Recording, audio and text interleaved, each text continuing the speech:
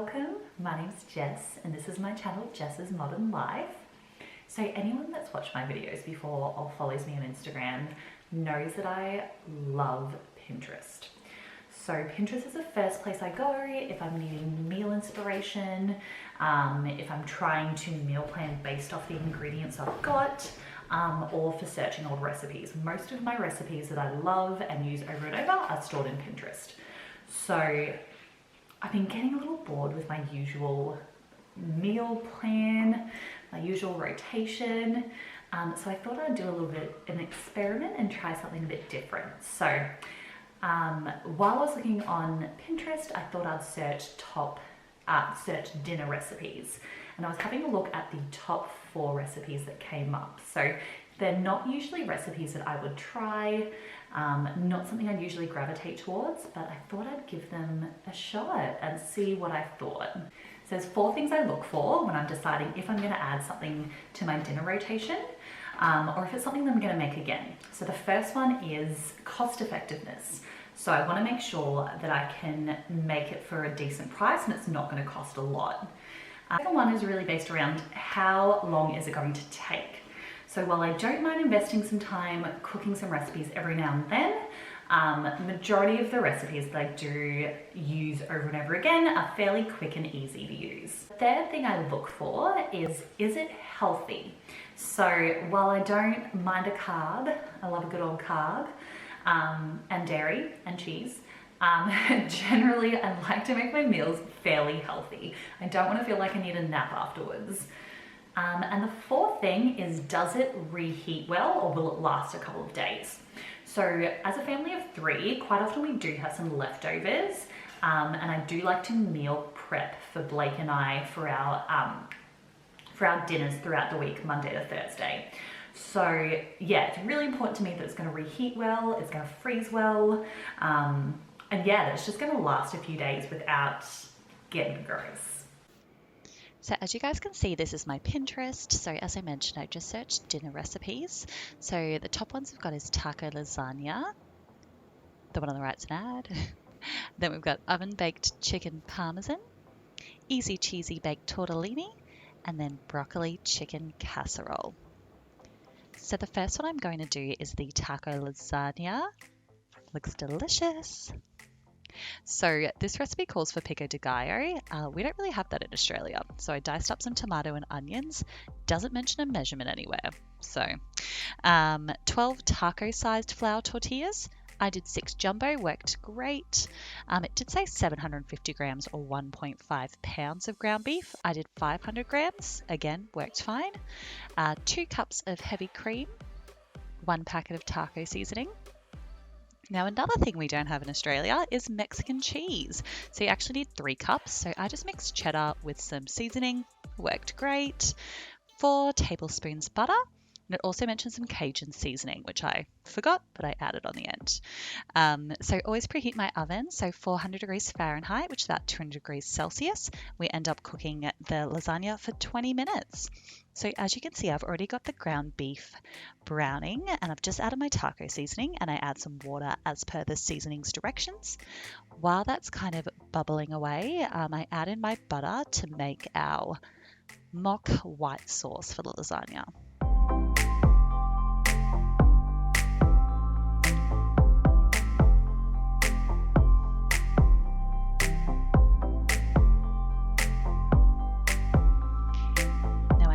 Cream and stir it all around, and then I take it off the heat to mix in the cheese.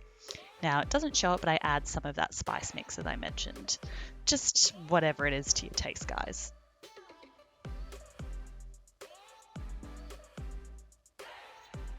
So now I'm ready to assemble my lasagna. So as I mentioned, I had jumbo ones because they're on special. So basically just cut those into quarters and kind of assembled them in my baking tray. Whatever works for you guys. So yeah, basically we're going to do a whole bunch of layers. So tortillas, and then I believe I do some ground beef.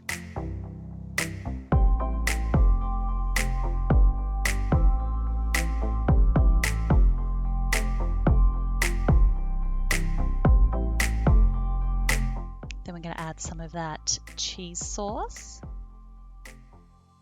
And then finally finish that off with some pico de gallo. Now, as I mentioned, there was also supposed to be some Cajun seasoning, I believe, in the cheese sauce. So I end up just sprinkling a little bit of that on top. And then we do that, 3 or 4 times until you're all done with everything.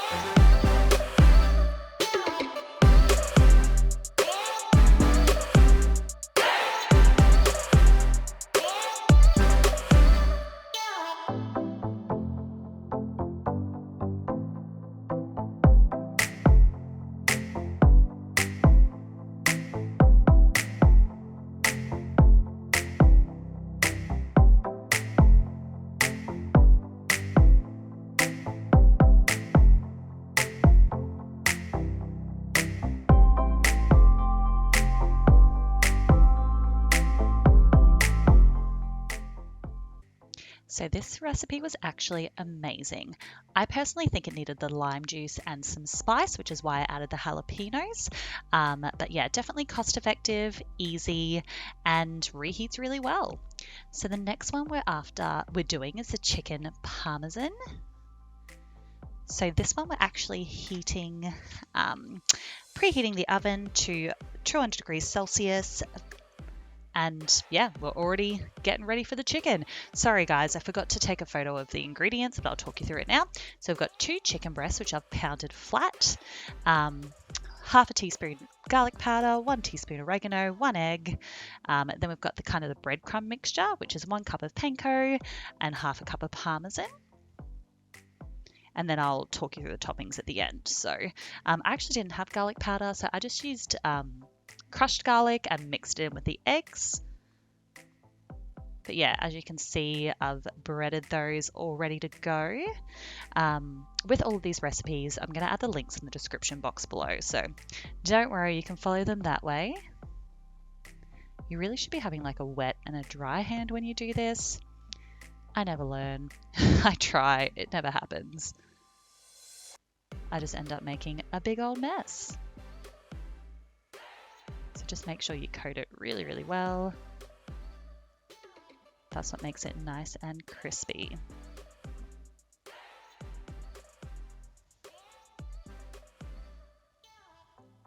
So from memory, the breadcrumbs were not enough. So I think I doubled the amount of breadcrumbs.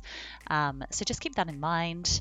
Yeah, just make sure you have a couple of extra breadcrumbs on hand, depending on how much topping you like on it, I guess.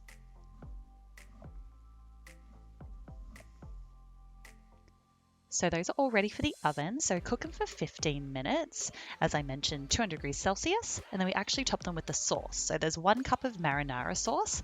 I think we call it passata in Australia. Look, it looks like a crazy amount of sauce. I was hesitant, but it's good. And then also 1.5 cups of Parmesan sprinkled on top. And then we kind of just let it broil for 5 minutes or so until it's nice and beautiful and bubbly. I think the first cook is really important, just so those breadcrumbs underneath don't get so soggy.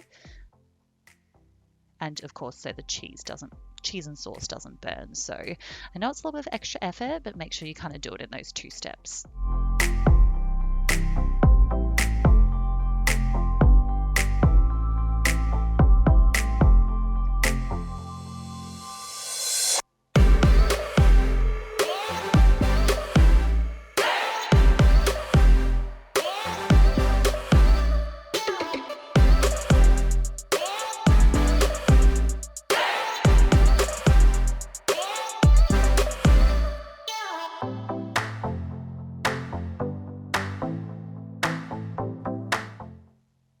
is the beautiful finished product. Yeah, guys, this is delicious. It really, really was good. I mean, it took a lot of time, so I'm not going to make it often. However, it's pretty cost effective, but doesn't reheat well. So yeah, if you're going to have a special dinner every now and then, do it. But if you're after, meal prep, probably not the best one to go for. Okay, so the next one we're doing is the easy cheesy tortellini. So this one I was a bit hesitant about. I don't know, just looked like a whole bunch of beige to me. So the recipe did ask for a 20-ounce container of cheese tortellini. Again, couldn't find that in Australia, so I did cheese and spinach agnolotti, 1 jar of pasta sauce, half a cup of Parmesan. It says 1 to 2 cups of mozzarella. I think I did 1 cup and it was still sufficiently cheesy. A packet of cream cheese, so 8 ounces, 250 grams, and then 500 grams of beef mince. So preheating the oven to 350 degrees Fahrenheit, which I think is like 175 degrees Celsius, and you end up cooking it for 20 minutes. So I've already pre-cooked the pasta, just boiled it as per the packet instructions, and pre-browned my beef. So now it's just basically just bringing everything together. So I did chop up the cream cheese into chunks just so it could kind of melt easier and all mix in. And then adding my pasta sauce.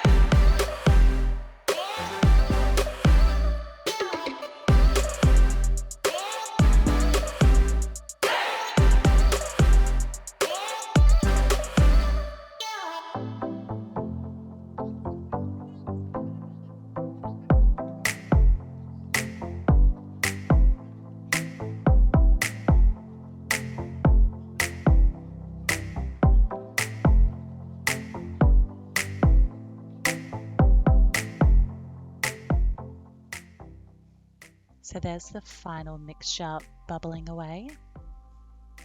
Okay, so now we're just going to top it with the Parmesan and mozzarella so it's all ready to bake.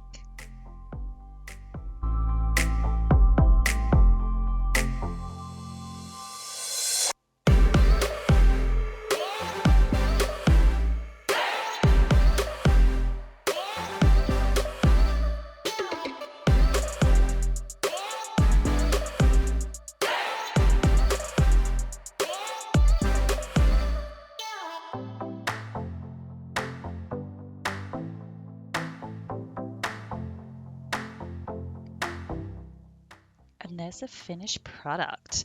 To be honest, this one was a bit of a fail for me, guys. I felt like I needed a nap afterwards.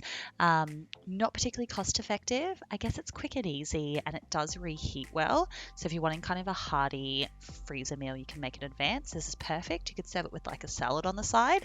But yeah, not my favorite. Probably won't make it again. But you know, each to their own. It's good if you want comfort food, I guess. Now the final recipe is the broccoli chicken casserole. So this one actually has a lot of ingredients, so bear with me. So 8 ounces of mushrooms, which is about 250 grams, guys. Cup of chicken stock. We need 2 cups of cheese. Basically that whole packet of broccoli. So frozen broccoli worked really well with that. You can see I had an onion, 250 grams of pasta, which again is 8 ounces, tablespoon of Dijon, 4 cloves garlic, 1.5 cups of milk. Light milk worked perfectly fine, so I guess is a lower calorie option. Roll with that. Chicken, I did 500 grams, and I think that's about it. So just preheated the oven for 400 degrees Fahrenheit or 200 degrees Celsius. And we actually cook the casserole for 15 minutes and then add the cheese on an extra 10. Anyway, so just cooking up the chicken now. If you've got chicken pre-cooked in advance, you've got a roast chook, that would work really well. I did chunks, but I think I might do shredded chicken in the future. I really like to just kind of boil chicken sometimes and shred it up. I guess, again, another way to increase the health factor so you're not having any extra oil. So yeah, just dicing up my white onion now. And I'll get on to cutting, all my veg so I'm all ready to go.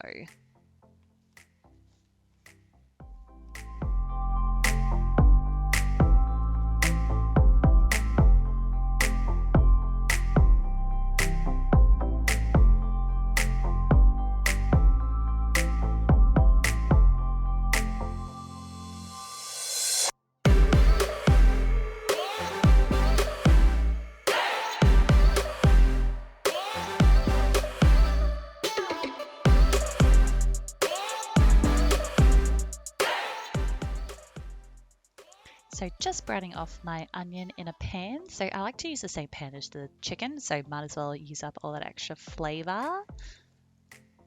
So just adding more oil. Guys, I got this like knockoff La Croix sort of pan. It's from Kmart. It's awesome, but I can't get the temperature right on my stovetop, so I keep burning stuff. Help me. If anyone's got any tips, I think it's my induction stovetop. Maybe we'll pay and change it to gas eventually. So anyway, I've added garlic, just kind of cooking all of that together until the onions kind of go nice and translucent.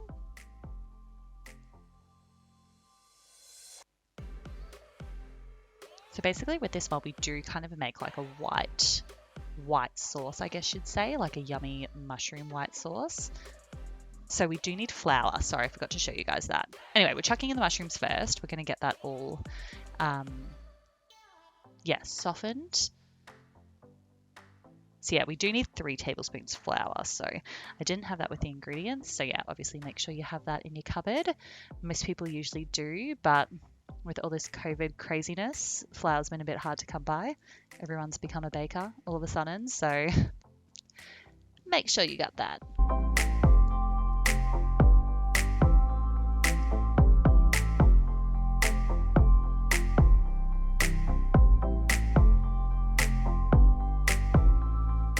That was my attempt at showing you guys the packet of flour.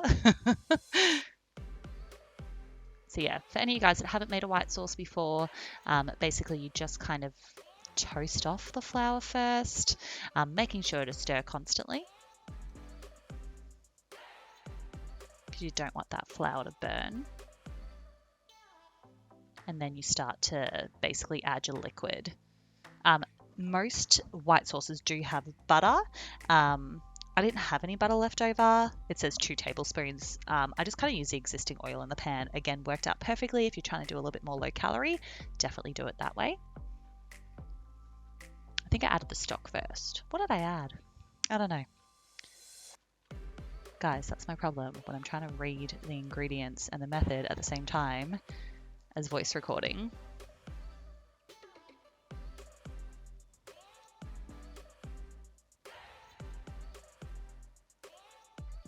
This is what happens. Okay, now we're adding the milk.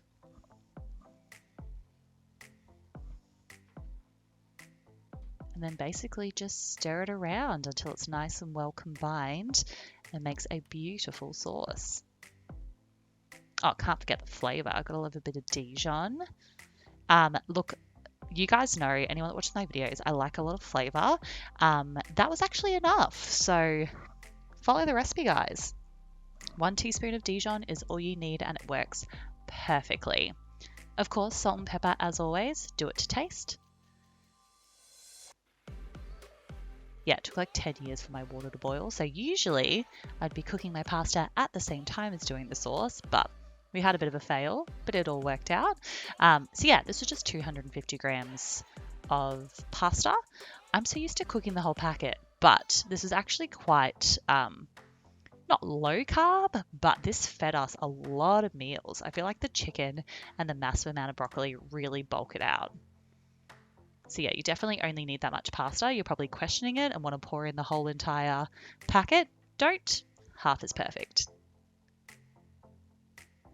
And that's coming from me, a self-professed carb lover. So that's a completed sauce. So I did take it off the heat to stir in the cheese and just made sure it was all mixed perfectly. So now I'm just assembling it in a container, pan, cookware. Guys, I don't know sizes. I always do that in recipes. I don't remember what mine is. I'm not going to measure it. I just pray that it fits. I'm sure it tells you the size you need in the recipe, but yeah. So actually, I forgot to say, so the broccoli I actually added, I think like 3 minutes before the pasta was done. I wanted the broccoli really al dente because I knew that it was going to cook quite a bit in the oven. And also, as I said, we have it for leftovers, so we don't want like super mushy broccoli. So just keep that in mind when you're cooking it. No need to create an extra pan. Chuck it in with the pasta for a couple of minutes before the pasta ends, and it'll do the rest of the cooking in the oven. So just pouring that sauce over and just gonna mix it all around, all ready to go. So as I mentioned, this one will chuck in the oven for 15 minutes once it's all mixed like that, and then you can add it in for an extra 10 minutes at the end once you've added cheese on top. Look, I don't really know if that step was necessary, guys, like it was with the chicken parm. I really think you can just add the cheese on top and just chuck it all in the oven for 25 minutes. That's the way I'd do it. So let's all do the lazy way. So that's the finished product. So this one was a winner. Absolutely loved it. Reheated well, healthy, cheap, and easy. So this one was worth it all, guys. Amazing. Thanks so much for joining me, guys. Don't forget to subscribe and like this video. Also, check me out on Instagram. So all my details are in the description box below. I am posting some pregnancy updates, just general day in the life stuff. Hope you all have a great week. Bye.